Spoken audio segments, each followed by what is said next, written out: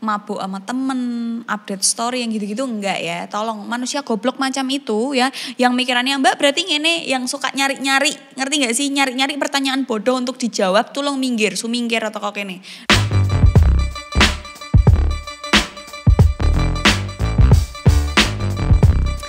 Hai semuanya, gimana kabarnya teman-teman? Semoga kalian baik-baik aja di sana, sehat selalu. Gigiku nyut-nyutan. Sebentar, jangan di-cut. Kenapa ya? Semoga keadaan kalian baik-baik aja. Maafkan interupsi yang tadi ya, tiba-tiba cenut-cenut gigiku. Jangan lupa minum air putih ya. Jangan lupa makan yang banyak biar gak gampang sakit ya kan. Jangan keseringan minum vitamin juga. Pokoknya olahraga, tidur yang cukup, makan yang banyak. Itu biar kalian gak gampang sakit gitu ya. Makannya jangan yang sampah-sampah ya. Makan yang olahan rumah gitu ya. Jangan mie, terus jangan yang instan-instan, terus jangan yang junk food terus gitu ya. Masa aja beli sawi sama bawang putih itu udah bisa dimasak enak banget gitu ya. Aku udah cocok jadi calon istrimu belum? Oke, hari ini kita akan bahas tentang hidup ya, tentang hidup. Apa ya Mbak yang mau dibahas tentang hidup? Sebenarnya kalau mau membahas tentang hidup, tentang dunia ini tuh gak ada kelarnya. Gak ada yang habis dibahas tentang dunia ini. Kenapa kok aku bisa bilang gak ada yang habis dibahas? Karena kalau membahas hidup itu ada banyak manusia di dalamnya dan pikiran manusia itu emang gak bisa sama sekali antara satu orang dan orang lainnya. Bayangin aja berapa banyak penduduk di dunia ini dan mereka punya pola pikirnya masing-masing, ya kan? Hari ini kita akan bahas tentang aturan yang harus kalian terapkan di hidup. Kenapa aku bilang harus? Karena kalau kalian menerapkan ini, hidup kalian dijamin akan bahagia. Sebenarnya kunci bahagia itu ketika kita bersyukur ya toh. Jangan terus ya ki wong-wong goblok bakal mikir kayak gini. Ya udah Mbak, aku bersyukur wes rak ngopo-ngopo kowe nang omah, ongkang-ongkang sikil ya toh, epleh-epleh tok sarungan kipas-kipas manuk, ora ngono. Ya maksudku bukan seperti itu.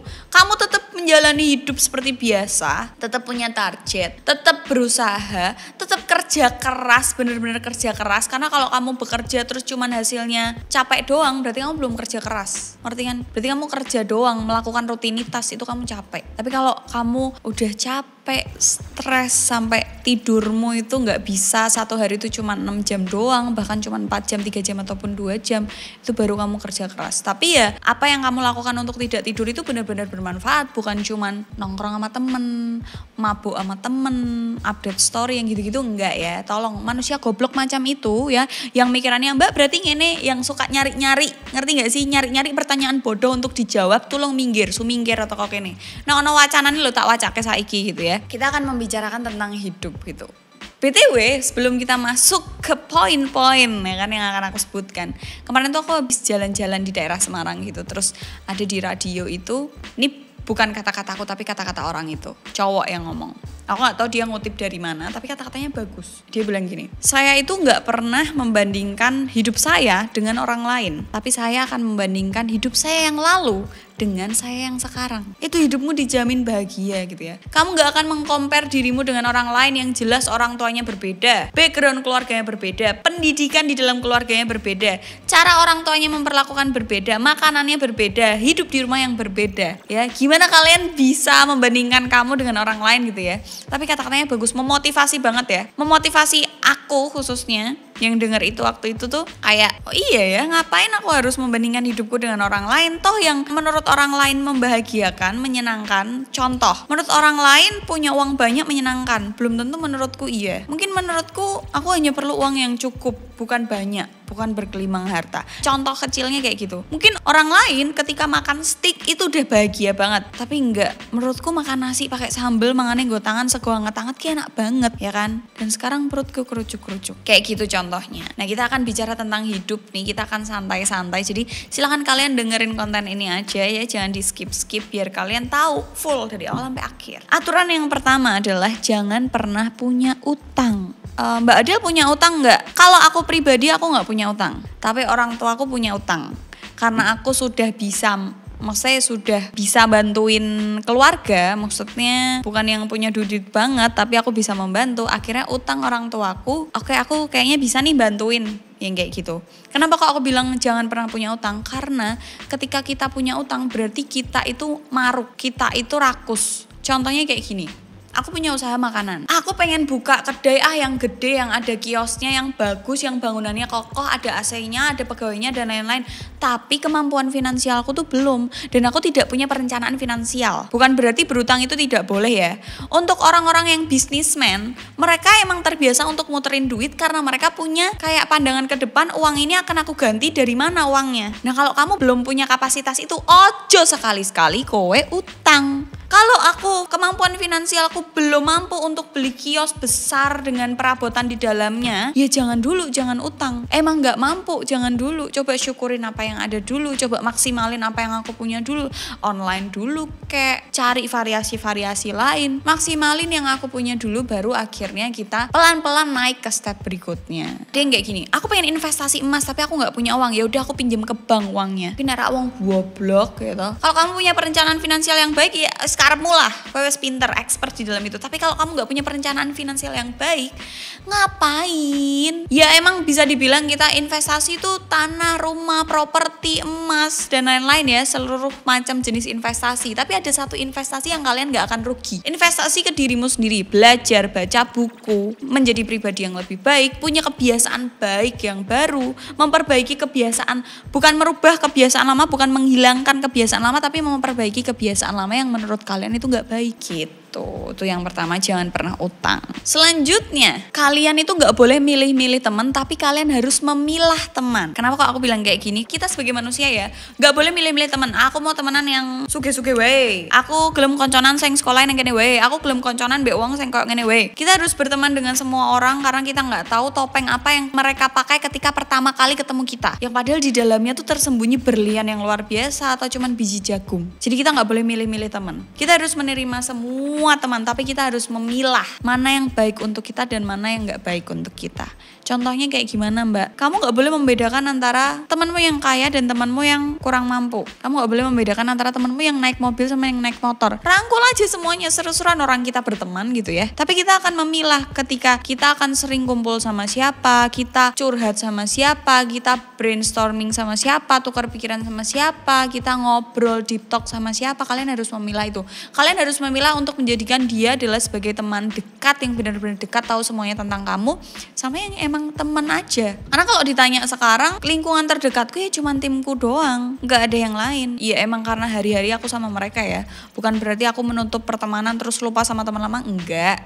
Kalau kalian tanya, Mbak Adel dulu sekolah di sini ya, kenal ini enggak? Kalau aku tahu orangnya, kalau aku kenal, ya aku jawab. Bisa aku jawab, oh aku kenal dia, temanku sekelas mungkin, atau dia kakak kelasku. Oh aku tahu orangnya cuman enggak kenal. Aku bukan tipe anak yang melupakan teman lama tuh enggak. Cuman ya emang sekedar teman aja, say hi aja gitu loh, ngerti kan? Karena kalau di titik aku sekarang tuh aku lebih merasa kayak, oh aku tuh runningnya kecepetan. Jadi banyak orang mungkin merasa kayak, ih kok Adel berubah ya? Enggak, sebenarnya aku enggak berubah, cuman aku runningnya aja yang kecepetan. Dan aku bersyukur akan hal itu gitu loh. Jadi dari situ juga dengan caraku berpikir, caraku bertindak dan lain-lain, aku secara nggak langsung tuh memilah teman gitu. Lama-lama temanku akan tersingkir sendiri sih, karena mungkin oh kok kita udah nggak sepaham lagi ya, bukan berarti musuhan ya. Oh kita kok udah nggak sepaham lagi nih, kayaknya kita nggak bisa satu frekuensi. Ya udah kita cuman teman. Ada film baru nih nonton yuk. Ada kafe baru nih, yuk ke sana yuk. Yang kayak gitu-gitu doang. Jadi kalian tetap harus memilah teman, karena kebiasaan kalian, misal kalian terlalu sering hidup bersama tuh akan kayak tukar menukar gitu loh. Kamu akan mengadaptasi hidupnya dia,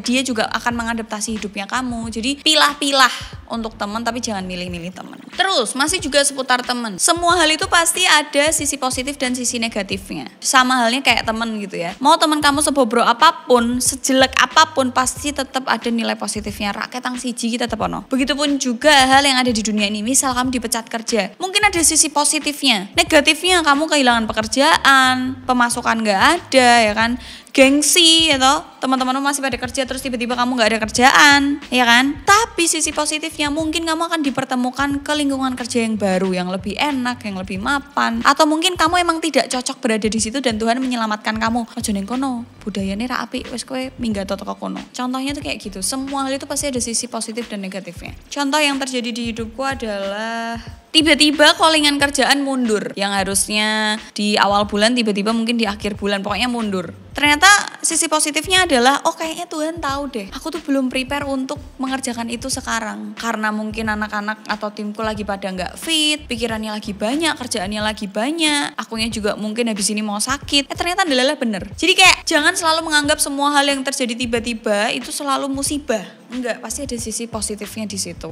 Semuanya coba kalian sadari, jangan kemerungsung, jangan utek mau aja semeruang sih gitu ya. Coba pelan-pelan kalem dulu. Kamu pikir dulu dari sisi lain. Yang biasanya kamu lihatnya cuma dari sisi ini, coba kamu lihat dari sampingnya atau belakangnya atau samping kirinya. Pasti ada sisi positifnya di situ. Begitupun juga hal yang positif, pasti ada sisi nggak baiknya di situ. Terus ada lagi nih, peraturan dalam hidup, membenci sewajarnya dan menyukai sewajarnya. Wah, ini nyambungnya ke macam-macam nih. Aku sebenarnya mau jelasin macam-macam tapi agak menyeramkan nih. Contohnya gini, ketika kamu ngefans sama seseorang, kenapa aku bilang menyukai sewajarnya? Ketika kamu ngefans sama seseorang, kalau kamu sudah benar-benar menjadi fanatik, itu kamu akan berubah menjadi manusia yang sangat menyebalkan. Orang yang kamu idolakan itu tetaplah manusia, bukan Tuhan, bukan malaikat, bukan nabi. Manusia, ya kan? Kecuali kalau kamu emang benar-benar kamu ngefansnya sama nabi ya, berdasarkan ceritanya, hadisnya dan lain-lain gitu ya. Atau mungkin untuk orang yang non-Islam mengidolakan Tuhannya dengan beserta ceritanya apa segala macam, itu beda cerita. Tapi ketika kamu ngefans sama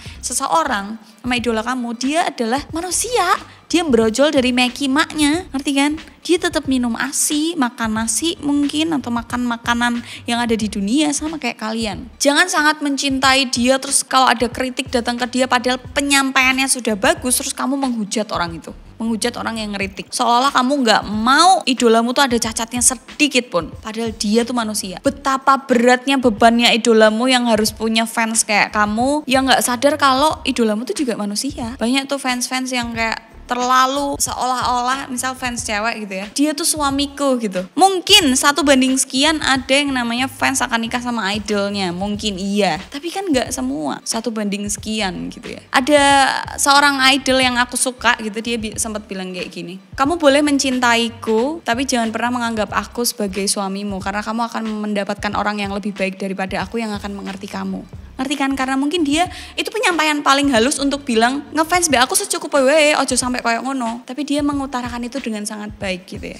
Begitupun juga jangan membenci orang sampai segitunya. Contoh, seburuk-buruknya public figure si A ini yang kalian pernah hujat ya, seluruh Indonesia menghujat dia tetap ada sisi positifnya, sisi baiknya. Mungkin kita nggak tahu dia suka ngasih makan ke kucing di jalan, anjing di jalan, yang gitu-gitu. Contoh kalau dalam kehidupan nyata, misal nih kita ada masalah sama si A, kita ada masalah nih, aku ada masalah nih sama si Gelas ini, benci banget aku sama dia, tapi kita nggak tahu 10 tahun ke depan atau 2 tahun ke depan, berapa bulan ke depan, tiba-tiba aku harus kerja sama orang ini, dan tiba-tiba aja aku harus banget butuh bantuannya dia, dan cuman dia yang bisa bantu aku. Jadi cukup benci, kalau kamu benci si A karena dia mungkin suka ngorok, ya udah cuman benci karena dia suka ngorok aja, jangan terus menjalar kemana-mana. Ketika kamu mengidolakan dia karena dia pinter mbak, ya udah jangan sampai jalar ke orang tuanya, kamu cari tahu saudaranya dan lain-lain, jangan sampai yang kayak gitu, ngerti kan? Jangan yang berlebihan. Cintailah dirimu secara berlebihan, itu malah nggak apa-apa. Ketika kamu mencintai dirimu, kamu akan berusaha menjadikan dirimu adalah versi terbaik diriku. Gitu. Terus masih tentang membenci dan mencinta aja, ilah kayak lagu aja. Jangan pernah menghasut orang untuk membenci orang yang sama. Contoh, ini contoh banget. Misal ini temanku, Des kowe ngerti rak toh, kayak lo Gelas kelakuan ini sumpah elek banget, aku ki tahu ya, terus kowe ngerumpi gitu ya.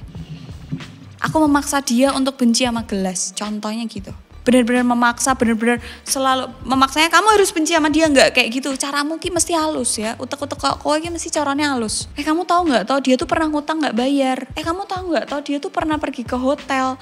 Kamu tahu nggak, tahu dia itu pernah ngatain aku ini yo, kelakuannya tuh nggak baik banget. Tiap hari mbok ceritain kayak gitu terus sampai akhirnya ya mau nggak mau, namanya manusia tetap ada kelemahannya, akhirnya dia benci sama dia padahal dia belum pernah ketemu, nggak kenal, nggak deket juga, tiba-tiba benci. Contoh, ini contoh nyata sih, aku pernah melakukan itu juga dan aku pernah menjadi korban yang dijadikan untuk membenci seseorang. Aku dulu membenci Marcel sekali, sangat. Bahkan kalau lihat mukanya tuh aku kayak lihat Marcel datang tuh masuk kelas gitu ya, ngobrol sama yang lain. Aku sempat ada di titik itu karena ya itu teman-teman sekelasku kayak dia kok pacarannya gitu sih, dia tuh cari muka banget. Enggak, setelah aku kenal dekat dan akhirnya pacaran, dia bukan anak cari muka. Emang mulut-mulut teman-teman kuliahku aja yang bangsat. Gak ada dia namanya cari muka anjing. Dia menyelamatkan kalian ya dari ujian mendadak, dia menyelamatkan kalian dari mood dosen yang jelek, kayak gitu-gitu. Tapi mungkin orang-orang menerimanya jelek dan aku terhasut oleh itu gitu ya. Ini aku pengakuan aja. Sebenarnya anaknya nggak kayak gitu. Ternyata kalau setelah kenal lebih dekat, ternyata dia punya luka yang dalam gitu yang menjadikan dia sangat keras orangnya. Ya mungkin orang-orang yang cuman kenal doang, bahkan nggak pernah ngobrol deep talk sama dia, menganggap dia orangnya atos lah, cari muka lah, egois dan lain. Tapi setelah aku kenal dekat sekali gitu ya, enggak kok anaknya nggak kayak gitu. Kalaupun dia seperti itu ada alasan yang besar di balik itu. Ini orangnya lewat. Lanjut nih, jangan pernah terlalu khawatir tentang apa yang mau kamu lakuin atau terlalu khawatir sama masa depanmu. Yang ada kamu gak akan jalan gitu loh. Contohnya nih yang gampang banget, kamu lagi PDKT sama cowok, terus habis itu kamu terlalu khawatir, dia suka gak ya sama aku, kalau aku kayak gini dia suka gak ya, dia bisa nerima aku kayak gini gak ya, aduh aku tuh gendut, aduh aku tuh jelek, aduh aku tuh begini, aduh aku tuh ini. Padahal si cowok mah santai-santai aja sama kamu gitu ya. Ketika kamu terlalu khawatir tentang hal itu, akhirnya kamu akan jadi pribadi yang aneh. Malah justru kamu akan dikira berpura-pura atau menutupi semuanya. Karena kamu saking khawatirnya. Akhirnya ya udah, nih ceweknya aneh deh, kayak dia nggak mau, mungkin dia nggak nyaman kali ya sama aku. Cowoknya akhirnya mikir kayak gitu, akhirnya kalian nggak jadi-jadian. Yang kayak gitu-gitu. Terlalu khawatir, aku berani gak ya ngambil rumah, aku ada nih duitnya, tapi nanti kalau tiba-tiba aku begini, tiba-tiba begini, nanti kalau rumahnya ini itu, gimana ya, akhirnya gak jadi ambil rumah, akhirnya duitnya habis untuk apa, tuku gombal, kelambi ya toh, ke mall aja deh, beli diskonan. Akhirnya kelambimu nerak cukup, nek wes elek, dadi gombal, dadi keset. Terus lagi ini terakhir, kita semua punya masa lalu. Entah masa lalu kalian menyenangkan, membingungkan, menyedihkan, mengerikan, bener-bener masa lalumu enggak banget untuk diceritakan, atau mungkin kalian salah mengambil langkah dan sebagainya. Ketika kalian sudah sadar itu hal buruk dan gak kalian lakuin dan gak kalian ulangin dan kalian berusaha untuk memperbaiki itu, kayak kalian tuh bener-bener jadi pribadi yang baru, bener-bener memperbaiki diri, jangan terlalu sering menengok ke belakang. Orang lain mungkin akan selalu mengungkit masa lalu kalian, akan selalu, tapi itu mungkin karma dari Tuhan yang dikasih ke kalian untuk kalian selalu mawas diri, untuk kalian selalu sadar diri. Iling aku yang biyen tahu ngene, kamu berarti harus menjadi pribadi yang lebih baik lagi, kamu berarti nggak boleh kayak gitu. Kalau ada temanmu yang mau menjurus ke situ, coba ingetin dulu terus menerus.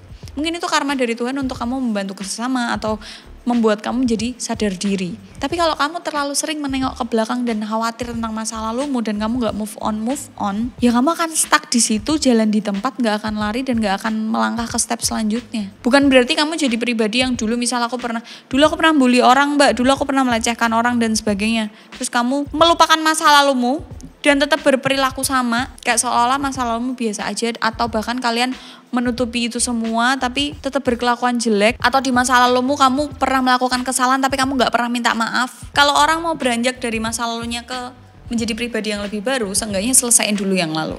Minta maaf di masa itu ya, bukan terus sekarang terus kamu harus minta maaf terus menerus. Kamu berbuat salah pada manusia gitu ya, sama-sama manusia, kecuali emang kesalahanmu bener-bener besar banget dan kamu merasa kayaknya aku harus minta maaf terus menerus deh mbak. Boleh lihat ke belakang untuk bikin kita sadar diri aja, tapi jangan keseringan karena itu gak baik dan bikin kamu gak move on, bikin kamu gak naik level, bikin kamu jadi punya luka batin yang terus menerus digores terus, jadi makin dalam dan gak sembuh-sembuh gitu sih. Itu aturan dalam hidup yang harus kamu terapkan, dan semoga ketika kamu menerapkan itu semua, kamu jadi pribadi yang lebih bersyukur, lebih bahagia, lebih senang. Ketika kamu bahagia, kamu baru bisa membahagiakan orang lain. Ketika kamu sudah menyayangi dirimu, kamu baru bisa sayang sama orang lain gitu ya. Karena kalau kamu tidak sadar diri, kalau aku belum bisa bahagia dengan diriku, aku belum menerima diriku, aku belum sayang sama diriku, kamu menyayangi orang lain, yang ada hubungan kalian gak baik dan gak enak, dan itu menyiksa dirimu juga. Gitu sih teman-teman, semoga video ini bermanfaat buat kalian. Don't forget to like, comment, and share videonya ke teman-teman kalian. See you in the next video, bye.